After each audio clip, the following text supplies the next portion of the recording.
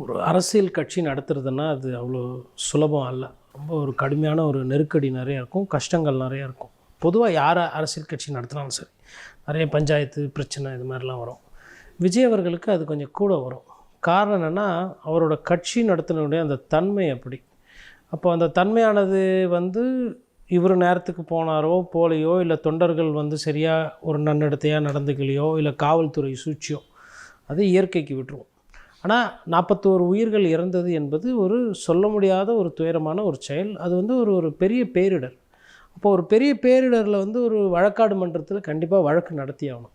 விஜய் அண்ணா நல்ல அவர் பார்க்க அழகாக இருப்பார், அவர் படம் நடித்தா நல்லா ஓடும் அப்படின்ற காரணத்துக்காக செத்த 41 பேருக்கு 20 லட்ச ரூபா பணம் கொடுத்துட்டோம், அதனால் பஞ்சாயத்து முடிஞ்சிச்சு அப்படின்னு சொல்லிட்டு நம்ம சொம்ப வச்சு பஞ்சாயத்து பண்ணிட்டு போக முடியாது.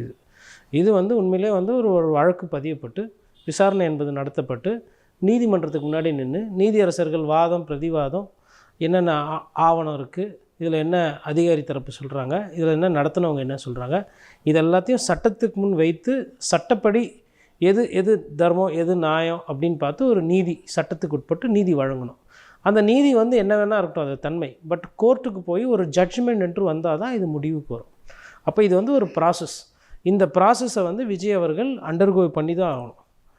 இந்த ப்ராசஸ்லேருந்து அவரால் தவிர்த்து போக முடியாது, அவரால் தள்ளி போக முடியாது. நான் எப்படி பார்த்தா இந்த வழக்கில் ஆல்ரெடி எஃப்ஐஆரில் அவர் பேர் சேர்த்துருக்கணும். ஏதோ சில காரணத்துங்களால் அழுத்தங்களால் பயத்தினால சேர்க்கவில்லை. நான் இதை நிறைய வாட்டி பதிவு பண்ணுறேன். இதே ஒரு சாமானியனாக இருந்தால் கண்டிப்பாக இந்த நேரம் விஜய் அவர்களை விசாரித்திருப்பார்கள். நான் எப்படி புரிஞ்சுக்கிறேன்னா, இங்கே இருக்கக்கூடிய திமுக அமைச்சரவையில் இருக்கக்கூடிய அந்த காவல்துறை அவர்களுக்கு ஏதோ காரணத்தினால விஜய் மீது எஃப்ஐஆர் போட ஒரு தயக்கம், ஒரு பயம். அதே தயக்கம் அதே பயம் மத்தியில் இருக்க பாரதிய ஜனதா கட்சிக்கும் இருக்குது. சிபிஐயும் பார்த்திங்கன்னா இந்த நொடி வரையிலும் விஜய் அவர்களோட பேரை எஃப்ஐஆரில் சேர்க்கலை. பொதுவாக இப்போ ஒரு பைக்கு திருட்டு போச்சு அப்படின்னா, அந்த பைக்கு திருடிட்டு ஒருத்தன் போய் ஒருத்தர்கிட்ட விற்கிறான், அதை ஒருத்தன் வாங்கி இன்னொருத்தனுக்கு விற்கிறான் அப்படின்னா, இந்த ரெண்டாவதாக வாங்கி விற்றான் பாருங்கள், அவனுக்கு தெரியாத அது திருட்டு பைக்குன்னு. அப்போ அந்த மாதிரி ஒரு திருட்டு கேஸில் கூட அந்த வாங்கி விற்றவன் பேரை கூட சேர்ப்பாங்க எஃப்ஐஆரில். யார் யாரெல்லாம் சேர்க்க முடியுமோ எல்லாரையும் சேர்ப்பாங்க. அப்போ தான் விசாரணை என்பது நடக்கும். விசாரணையோட முடிவில் இந்த எஃப்ஐஆரில் சேர்த்தவங்கலாம் A1 A2, அது அக்யூஸ்ட் 1 அக்யூஸ்ட் 2 அக்யூஸ்ட் 3 அப்படின்னாங்க. இந்த அக்யூஸ்டை சேர்த்துட்டதுக்கு பிறகு இதில் அக்யூஸ்டுன்றவர் குற்றம் சாட்டப்பட்டவர். இந்த குற்றம் சாட்டப்பட்டவர் நிரபராதியா இல்லை தண்டனைக்கு உரியவரான்றது நீதிமன்றம் பார்த்துக்கும். ஆனால் அந்த ப்ராசஸ்லேயே விஜய் அவர்களுக்கு இந்த நொடி வெறியிலும் ஒரு என்ன சொல்கிறது, ஒரு மேலெடுத்து சமாச்சாரம், இது விஜய் ஒரு உச்சக்கட்ட நடிகர் அப்படின்றதுனால ஒரு சலுகைகள் தரப்படுகிறது. இதை வெளிப்படையாகவே சொல்கிறேன். இப்போ அந்த சலுகை முடிகிற நேரம், ஏன்னா இதை ரொம்ப நாள் காலதாமதம் பண்ண முடியாது. அப்படி இருக்கும்போது போகிற போக்க பார்த்தா கண்டிப்பாக ஜனவரி இறுதியில் விஜயை கூப்பிட்டு விசாரிக்கணும். விஜய் எஃப்ஐஆரில் பேரை சேர்த்துட்டு விசாரிக்க போகிறாங்களா, இல்லை விஜய் சும்மா ஒரு ஐவிட்னஸாக விசாரிக்க போகிறாங்களா, இல்லை விஜய் வைத்து தான் இந்த பிரச்சனை, விஜயை பார்க்குறதுக்கு தான் வந்த கூட்டம், அப்போ அவர் காரணியாக பார்க்குறாங்களா, இல்லை அவர் தான் குற்றவாளின்னு சாட்ட போகிறாங்களா சார்ஜ் ஷீட்டில் என்னன்றதை பார்க்கணும். ஆனால் இது உள்ளபடியாக இப்போ தான் அவருக்கு அப்போ அந்த கரூர் அப்போ சம்பவம் நடந்து அதுக்கப்புறம் இவர் நடுவில் கொஞ்ச நாள் கேப் விட்டதெல்லாம் மன ரீதியாக ஒரு பிரச்சனை இருக்கும். இப்போ சட்ட ரீதியாக சில பிரச்சனைகள் கண்டிப்பாக வரும். அதிலிருந்து தப்பிக்கிறதுன்றது அவ்வளோ சில தகவல்கள்லாம் அப்படி வெளில வருது. அதாவது இப்போது விஜயுடைய தாமதம் தான் முக்கிய காரணம் சொல்கிறாங்க. விஜயுடைய நடவடிக்கைகள் குறித்து விசாரித்ததாக கூட ஒரு தகவல் சொன்னாங்க. அதாவது எப்போ போகிறார், இப்போ மலேசியா ஆடியோ லான்ச்சுக்கு 2 நாட்களுக்கு 1 நாட்களுக்கு முன்பாகவே போயிட்டார். எல்லா விஷயங்களுக்கும் முன்கூட்டியே போகிறவர் அரசியல் கூட்டத்திற்கு மட்டும் ஏன் தாமதமாக வராரு, இது போன்ற கேள்விகள்லாம் முன்வைத்தாங்க. கேள்வி அது உண்மை தானே, நம்ம கண்ணெதிரில் பார்த்தது தானே.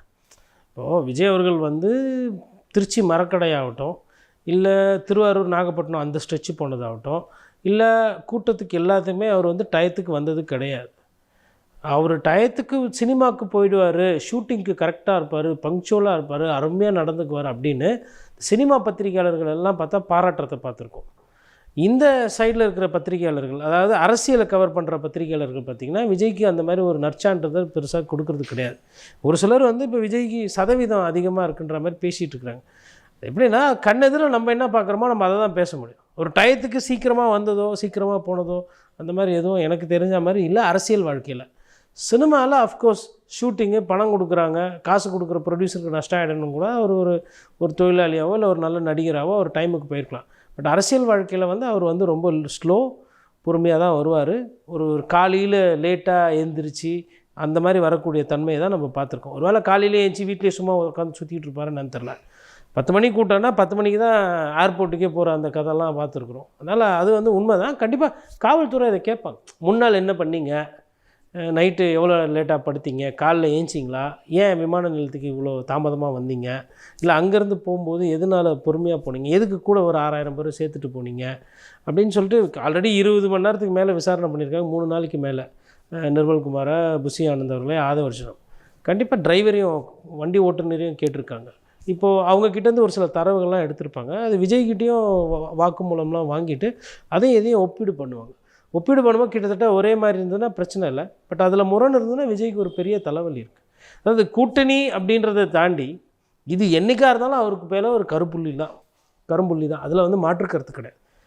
இல்லை, இந்த சிபிஐ விசாரணை கொடுத்த உடனேவே விஜய் போட்ட ட்விட் வந்து நீதி வென்றதுன்னு தான் போட்டிருந்தாரு. இப்போ நீங்கள் சொன்னது போல் இப்போ 3 நாட்கள் குறைஞ்ச 20 மணி நேரம் விசாரணையெல்லாம் தொடர்ச்சியாக நடைபெற்றது. இந்த 3 நாட்கள் விசாரணைக்கு பிறகு கூட வெளியே வந்துட்டு நீதி வெல்லும், இப்போ போட வேண்டியது நீதி வெல்லும் தான். இல்லை, இப்போ அதானே சொல்கிறாங்க, நீதி உண்மையாக வெல்லும் தானே. நான் எப்படி புரிஞ்சுக்கிறேன்னா, கூட்டணி போகிறீங்கன்னு புரிஞ்சுக்கிட்டா, சிபிஐ வந்து பாஜகனுடைய கைப்பாவை என்பது பல வருடங்களாக இருக்கக்கூடிய குற்றச்சாட்டு. அந்த குற்றச்சாட்டுக்கு ஏற்றார் போல் தான் அவங்க நடந்துக்கிறாங்க. உண்மையிலே விஜய் இதில் நீதியாக விசாரணை வேணும் கொள்ளணும்னா இந்த நேரம் வந்து சார்ஜ் ஷீட்டில் பேரை சேர்த்து அவர் விசாரிச்சிருக்கணும். எதுக்கு 41 பேர் செத்த கேஸில் இப்படி தான் பொறுமையாக டிஃபன் சாப்பிட்டு காப்பி குடிக்கிற மாதிரி பண்ணியிருப்பீங்களா? பொறுமையாக டெய்லி நடக்கிற ஏதோ ஒரு விஷயம் மாதிரி. இது வந்து ஒரு அசாதாரண ஒரு சூழ்நிலையில் ஒரு சிறுமி பாலியல் சீண்டலுக்கு வன்கொடுமைக்கு உள்ளானா உடனே விரைவு நீதிமன்றம், மகிழா கோர்ட்டு நடந்துதா நல்லதா சொல்லிட்டு தூக்கின்னு போயிட்டு உள்ளே போடுறோம். அதை எல்லாரும் வரவேற்கிறாங்க. ஒருவேளை காவல்துறையில் இந்த மாதிரி அத்துமீறல் நடக்கும்போது என்கவுண்டர் யாருன்னா ஒருத்தர் பண்ணியிருந்தா கூட இவன் ரவுடி பையன் தான் செத்தது தப்பு இல்லை அப்படின்னு பேசுகிற அந்த அதிக பிரசங்கித்தனமும் இருக்குது. அதில் மக்கள் ஒரு சிலர் அது சந்தோஷப்படுற அந்த தன்மையும் இருக்குது. அப்படி இருக்கும்போது 41 பேர் செத்து இன்னும் ஏதோ வந்து நத்த நவுற மாதிரி தானே நவுந்துட்டுருக்கு வழக்குத்தன்மை. அப்புறம் என்ன நீதி வெல்லும்? எவ்வளோ நேரம் இது வந்து ஒரு ராக்கெட் சயின்ஸ் கிடையாது, இல்லை ஒரு பெரிய விஞ்ஞான ஊழல் கிடையாது. 41 பேர் இறந்தது உண்மை. போஸ்ட்மார்ட்டம் பண்ணும்போது உங்களுக்கு ஒரு தரவு இருக்கும், எப்படி செத்தாங்க, எதனால் செத்தாங்க, என்ன மாதிரி செத்தாங்கன்னு. அது ஒரு ஆதாரம். அப்புறம் அங்கே வண்டி எவ்வளோ நேரத்தில் வந்தது என்ன ஏதுன்னு அந்த வண்டியோட காட்சி எடுத்து பார்த்துருப்பீங்க, அது ஒரு ஆதாரம். 3 பேர் இப்போ வந்து அங்கேயே விசாரணை பண்ணி லோக்கல் காவல்துறை, லோக்கல் போலீஸ் ஒரு சில விஷயம் சொல்லியிருப்பாங்க, அங்கே ஒரு விசாரணை பண்ணிங்க. கரூருக்கு வந்து விசாரணை பண்ணிங்க, டெல்லிக்கு கூப்பிட்டு விசாரணை பண்ணியிருக்கீங்க.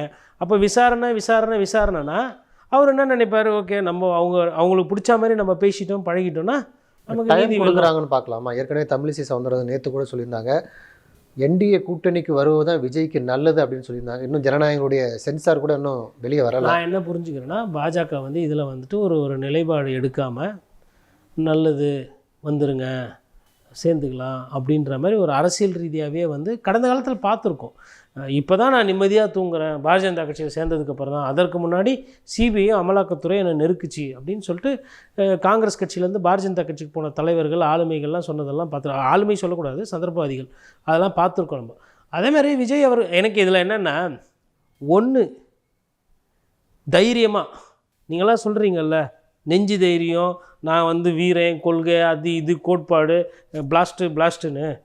ஒன்று விஜய் இந்த பாஜகவை எதிர்த்து பேசுகிறனா இப்போ பேசணும். உண்மையிலே நீங்கள் தீவிரமாக பாஜக பாசிச பாஜகன்னா இப்போ உங்கள் மீது ஜனநாயகம் படம் வராதப்போவும், இந்த படத்துக்கு சென்சார் கிடைக்காதப்போவும், அதுக்கப்புறம் சிபிஐ கேஸில் உங்கள் மேலே இன்னும் எஃப்ஐஆர் போடாமல் மத்திய அரசு காலதாமதம் பண்ணி உங்களுக்கு உதவி பண்ணுது இல்லையா, அப்போ பேசணும் நீங்கள். இப்போது இல்லை, சரி ரைட்டு, கூட்டணிக்கு போய்டும். நான் வந்து யதார்த்தத்தை பேசுகிறேன். ஒன்று இப்படி இரு அப்படி இரு, நம்ப வச்சு எல்லாரையும் ஏமாற்றக்கூடாது. ஒன்று நீதியின் பார்வையில் போனோன்னா ஏன் வாலண்டியராக கூட போய் டிஸ்போஸ் பண்ணலாம். மனுநீதி சோழன் கதை கேட்டிருப்போம், அப்படி வந்தது தான் தமிழ்நாடு.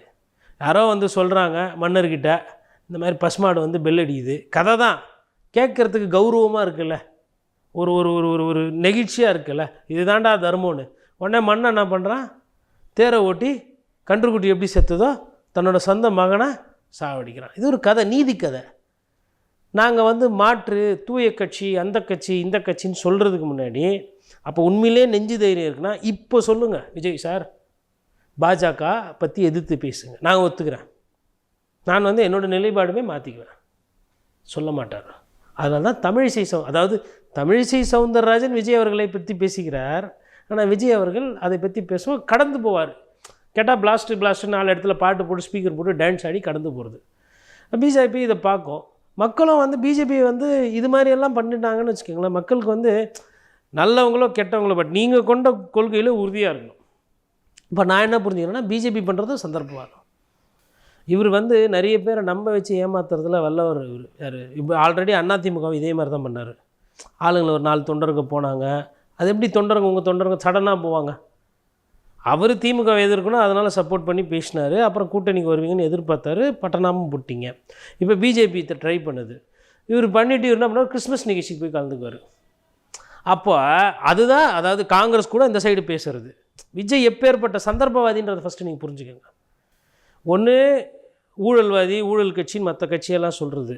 ஆனால் ஊழல் கட்சியிலேருந்து யாருன்னா வந்தாலும் உடனே சேர்த்துக்கிறது. ஆதவர்ஜுனா என்ன விவசாயம் பண்ணுறாரா, என்ன தொழில் பண்ணுறாருன்னா இதுவரையிலும் சொல்கிறதில்ல.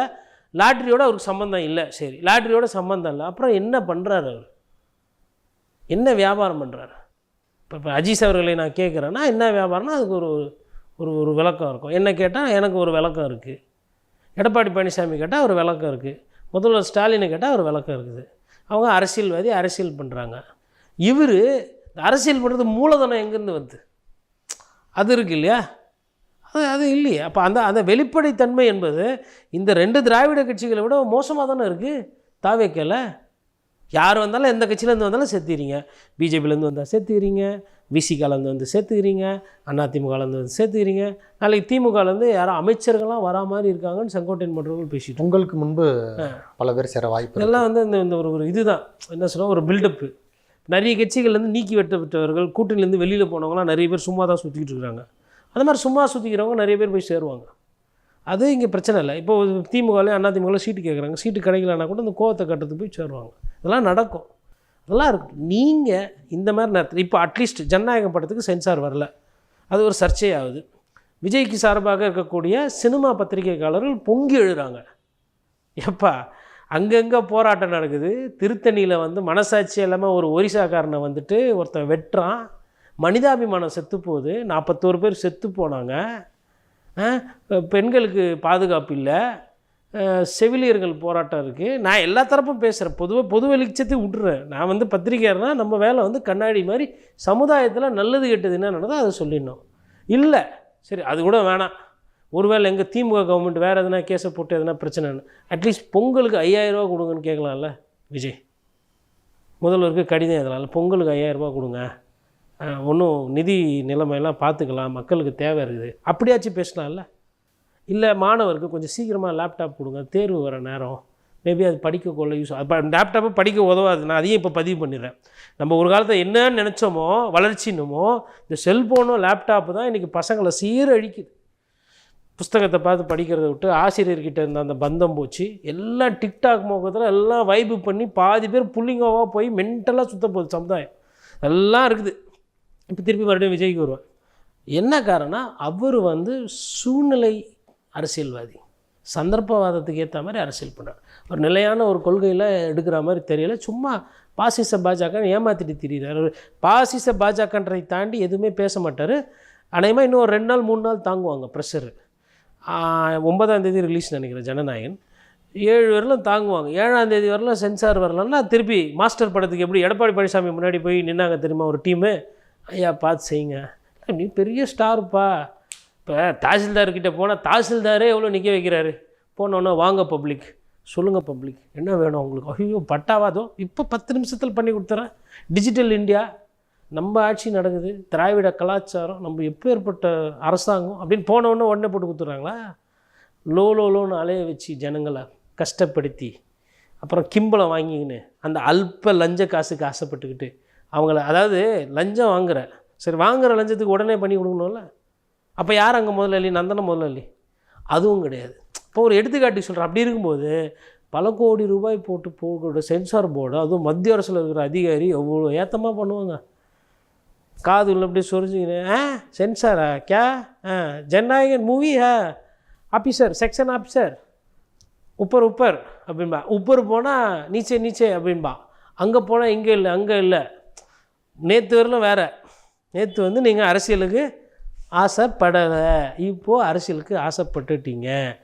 அப்போ மோலாலிக்கு கோபம் வராத அளவுக்கு அதிகாரிகள் நடந்துக்குவாங்க. அதுதான் தமிழிசை ஜாடமாடியாக சொல்கிறாங்க, மவாதியாக இப்படிக்காக வந்துருங்க, நாங்கள் மரியாதையாக அவங்கள நல்லா பார்த்துக்குறோம் அப்படின்றாங்க. வரல அப்படின்னும் போது ஒரு சில சிக்கல் வரும். இல்லை இவராட்சி, இப்போ இது ஒரு விமர்சனம் தானே. இப்போ நம்ம 2 பேர் பேசுகிறது விமர்சனம் தானே. இது விஜய்க்கு தேவையா? ஆல்ரெடி திருப்பரங்குன்ற விஷயத்தில் ஏதோ ஒரு நிலைப்பாடு எடுக்கும்.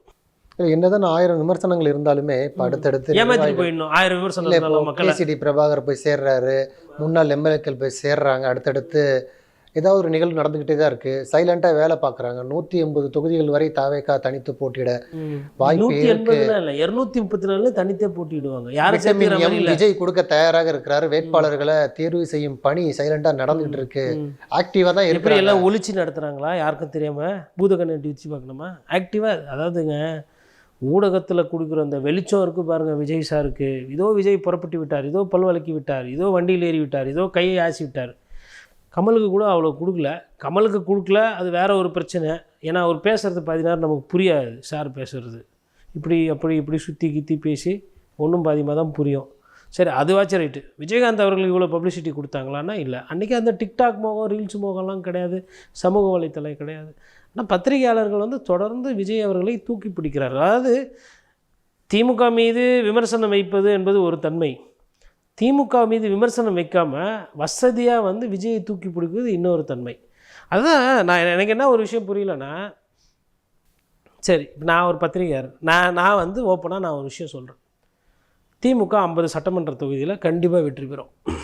அதிமுக 50 சட்டமன்ற தொகுதியில் கண்டிப்பாக வெற்றி பெறும். 100 சீட்டு முடிஞ்சு போயிடுச்சு. இது மாதிரி விஜய் வந்து 50 சட்டமன்ற தொகுதியில் எம்எல்ஏ ஜெயிப்பார் சொல்லுவோம். யாருன்னா ஒருத்தர்